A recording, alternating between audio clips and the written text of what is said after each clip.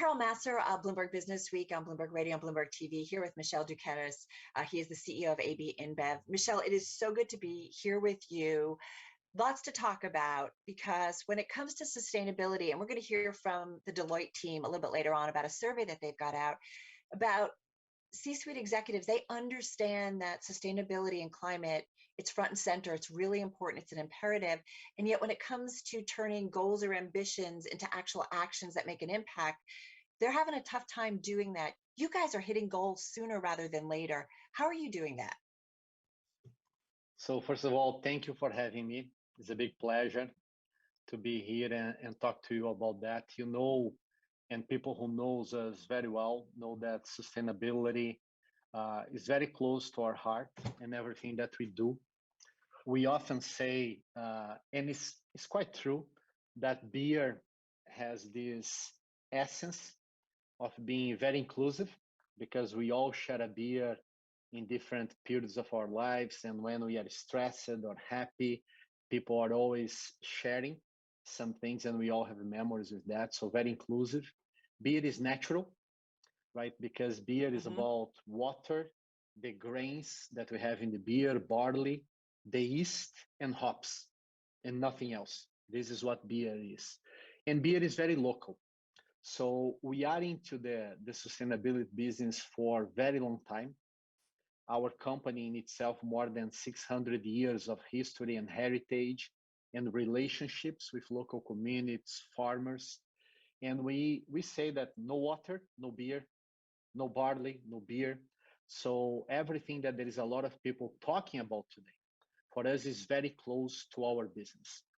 And when we see our role in this idea of having clear goals and having clear targets to what we want to do, is because we think that part of what makes our business more efficient and more profitable and better for our local communities is when we have the clear efficiency goals that are very linked to how much water we use, how good the natural sources of water are. This all makes our business more efficient.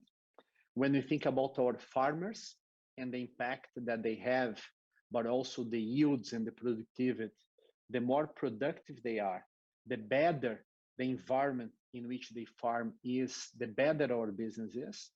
And because this is part of our strategy and makes our business better, those are good goals for us to have and carry forward. Michel, do you think so much of it has to do in terms of AB InBev's success? Because this isn't something you just started doing last week or last year. You guys have been on a strategy for some time. But as you laid out, you're so tied into the world's water supplies, right? Into farming, like what goes into beer, right? You have been able to see the impact of climate change maybe earlier than other folks. It directly impacted your business, and really the survival of AB InBev was you guys helping to change climate change, right? Or impact that, which really could kind of put your business at risk. Is that what makes it different, that you guys have taken goals and strategies and actually put it into action and made an impact? I think that two things there. One is really this idea of being close to the communities. Of course, you experience firsthand what's happening. Right. And because we are in the agriculture business that gets transformed into the final product, in our case, beer, we can see a lot of the fluctuations and the impacts of what happens. And of course, this becomes more important for us to map risks overall. The industry in itself, I think that will be more into the low impact than into the high impact for carbon footprint and everything else. Nevertheless, very important. And because of that, we've been establishing goals for many, many years. We are already in our third set of goals that are measurable goals. So we don't have like ambitions only. We have science-based reduction in carbon emissions. We have water goals for more than 20 years that not only cover the water used in our production, but in farmers. We benchmark 6,000 farmers globally, and we know how much they use in water from seeding to harvest.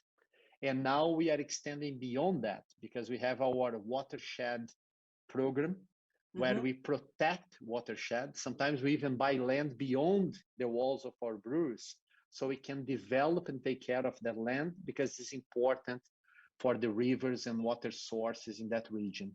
And we think that this is just the right thing to do. Even before thinking about the business, we think that is the right thing to do for the communities because communities, they thrive around agriculture and water protected sources. And then we can have our business and the development of the local economies and all other things that come from that. You know, Michel, it's interesting. And I know you've been at the company for a while. Like, I think about what you said that in terms of water and some other things, you've been doing this for 10 years, 20 years, a long time. You know, climate change, it's taken a long time for, I think, the global world to really understand the impact it's going to have. But you guys identified these risks, you know, decades ago, but because you understood that if you didn't get it right, it was going to be trickier for your business. It's the right thing to do, but it also would be challenging from a business perspective, it sounds like. It is because you need to do a good mapping on whatever risks and impacts you can think about. And we have 8 areas of development that we work very hard. And we have to have targets and measure that. Then you need to have your team working with these targets because we want to measure and achieve targets because the impact comes from everything that you do, but you need to be able to prove that you are doing has both an impact on the communities as well as in business.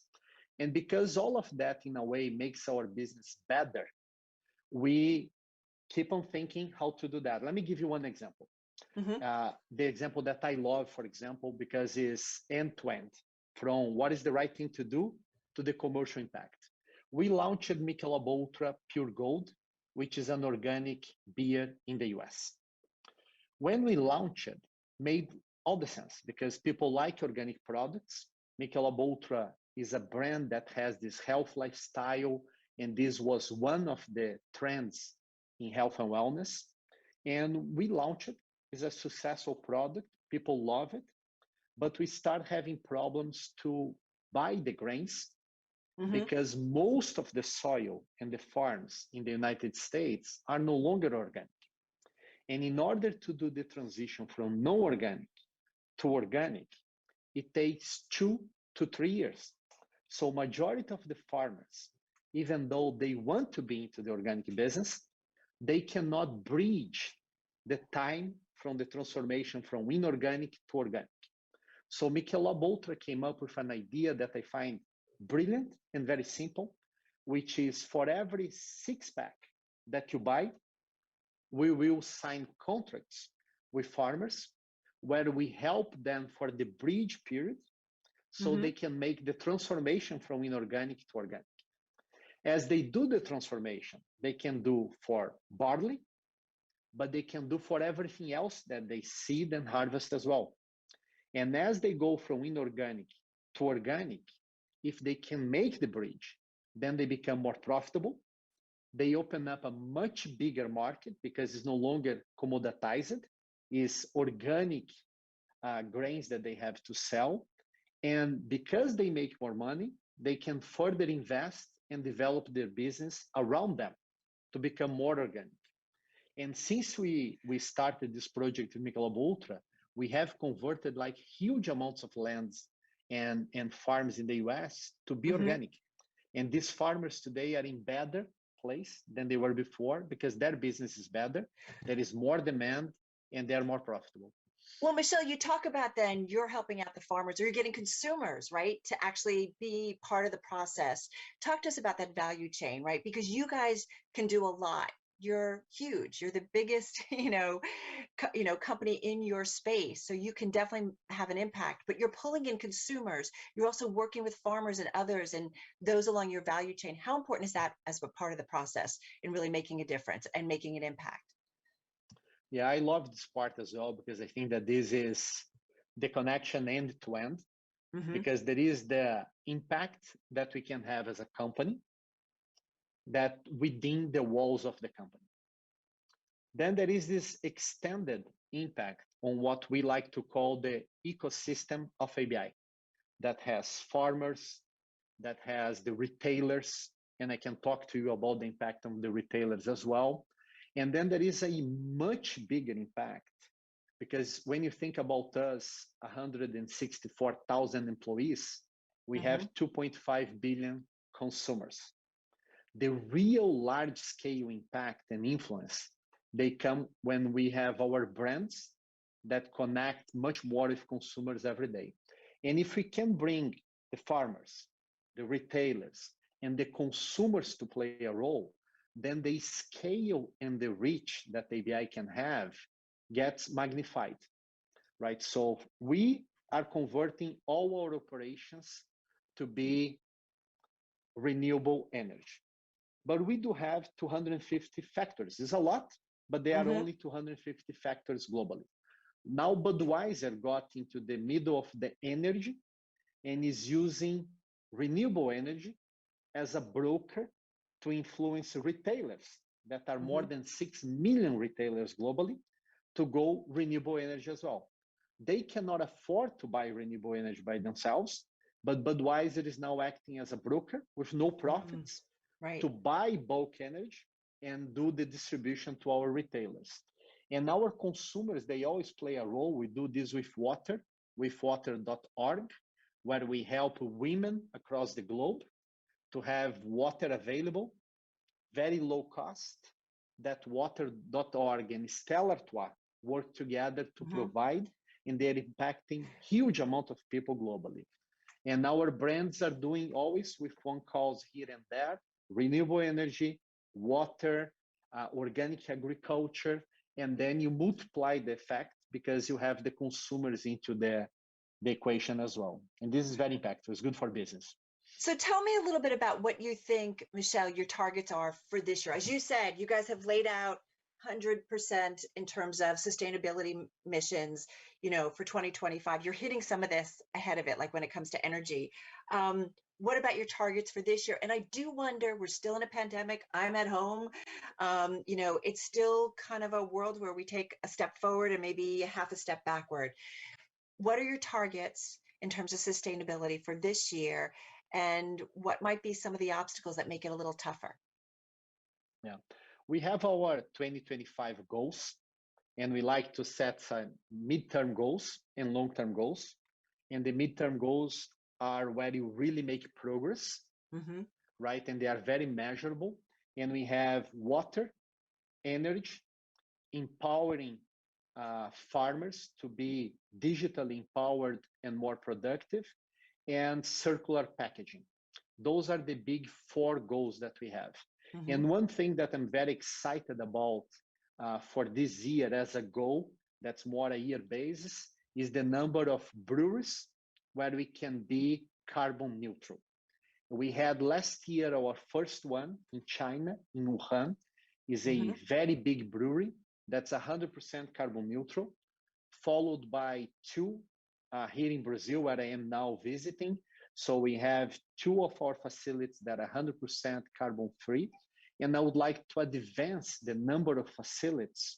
Instead of having partial goals being achieved, I would like to have more breweries where we are 100% carbon free.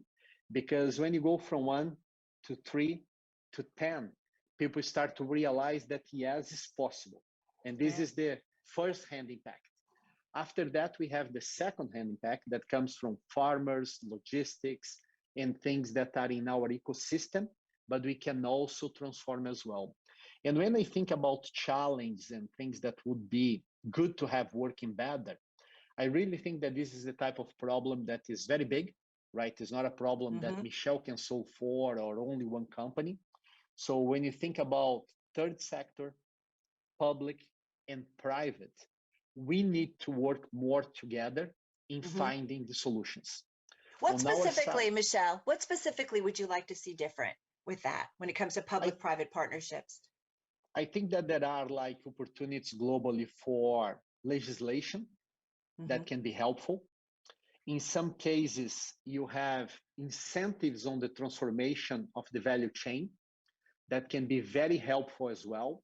And every time that you have these objectives being set by the government, where the industry and the public sector understands the needs of the private sector. And together we start to build the solutions. Solutions will come from regulation, legislation, incentives in the value chain, and technology. Because today, even when people have a lot of ambitions and the technology is not ready yet, or is not available at scale, or at the price that makes the scale possible, then you cannot make the full conversion. So I think that these four things, they need to come together, is the public legislation and regulation, the technology, and the ability to invest with the payback that's needed for the private sector.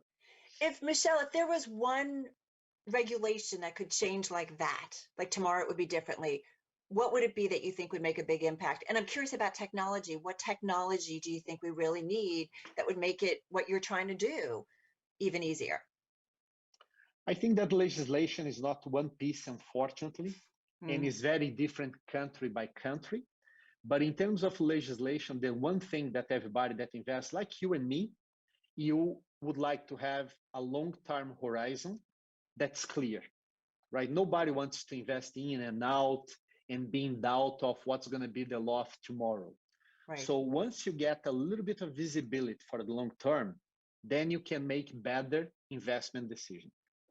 In terms of technology, there is a lot of breakthroughs today, but there is the technology that is desired, there is the technology that's feasible, so you can scale, and there is the technology that is viable.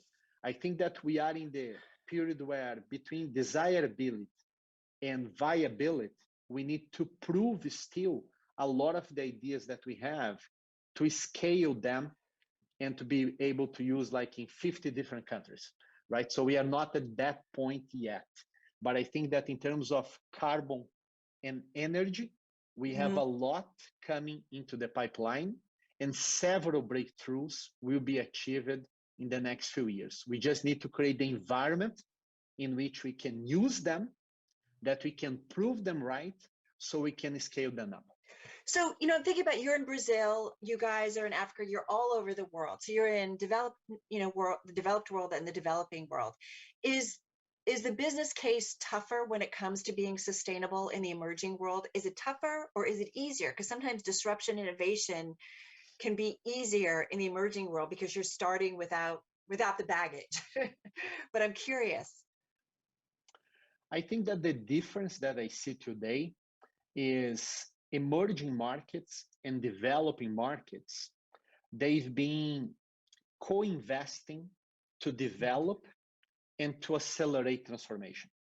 And this is true from countries like China, where government does a lot of investments in terms of incentives, legislation for companies that are accelerating the transformation.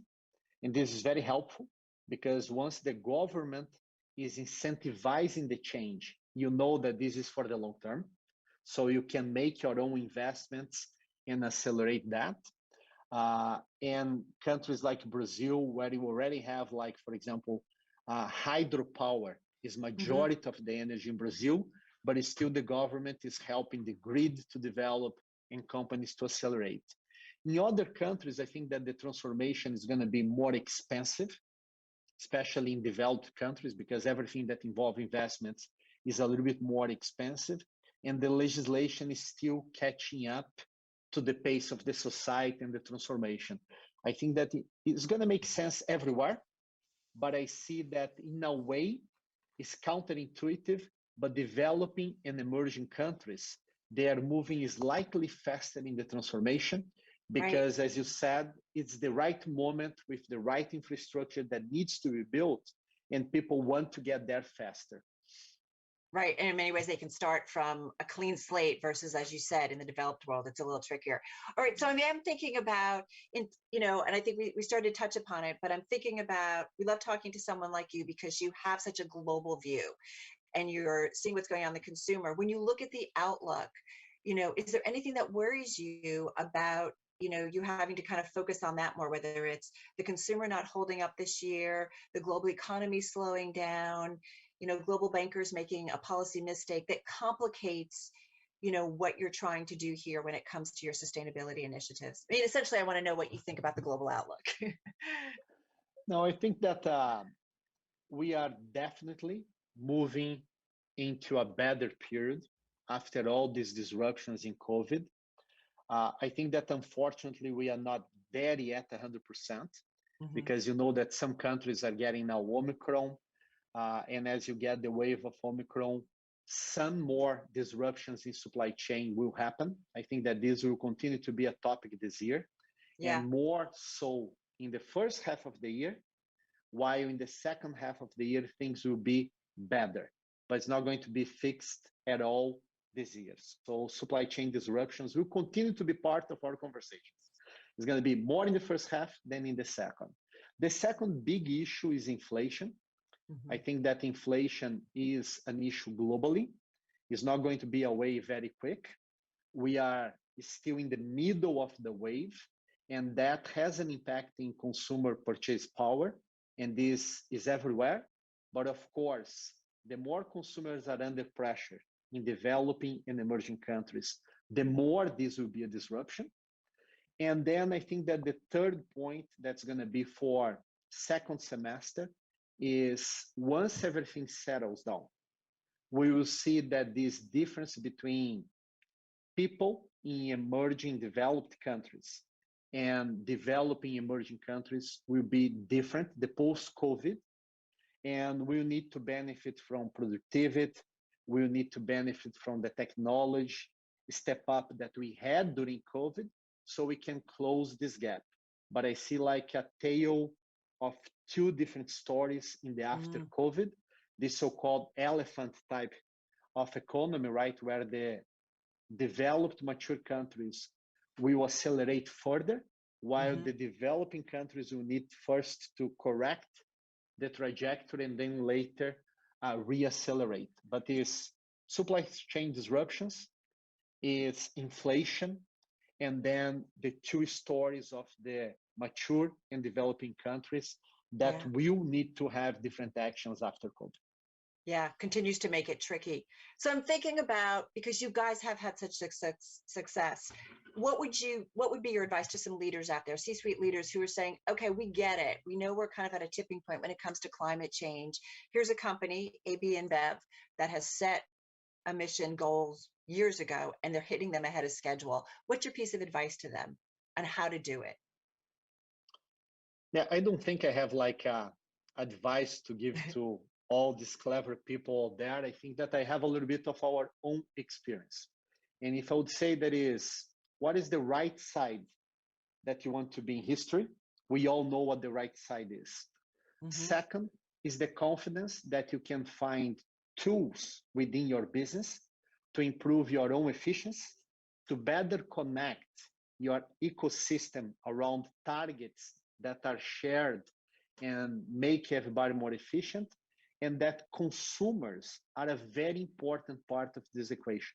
So there is always a way to connect your brands and products with things that consumers want to support, and therefore you close the loop in how sustainability becomes part of your strategy and not a distraction. So for us, it's part of what you do, is our business. We are in the sustainability business because we are inclusive, we are natural, and we are local.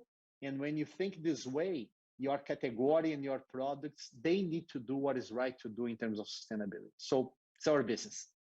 No beer, no water, no barley, no beer. So we need to be there close to the communities. Yeah, no, I mean, I think consumers certainly get it too. And I think, everybody does in your value chain. I do wonder, 2025 is your set of goals. Is there a period, do you think, where you don't have to have goals, that it's just the way we do business, that it's all part of sustainability initiatives are just the norm? Are we getting closer to that, Michel? So you stole my line, because usually people ask me, what is your dream in terms of this thing? And I always answer that is when we talk about this as part of the conversation and not thinking that this is something special that needs to be highlighted separately from what we do otherwise. Right? And I think that the more this is embedded in the business, the more we are doing the right things, And the more we are clear about the steps that we need to have, the better it's going to be, the easier it's going to be. So I think that is really embedding into your strategy and making sure that this is part of the conversation every day. That's why I announced when I started the business, the promotion of Esgi Barcenas and the appointment to be our Chief Sustainability Officer, because we work around the table and sustainability needs to be at the table. So that's why Esgi was appointed to be our Chief Sustainability Officer. And she's part of each and every conversation that we have in business, in strategy, and in the financials that we have around the business. So it's being embedded into the strategy.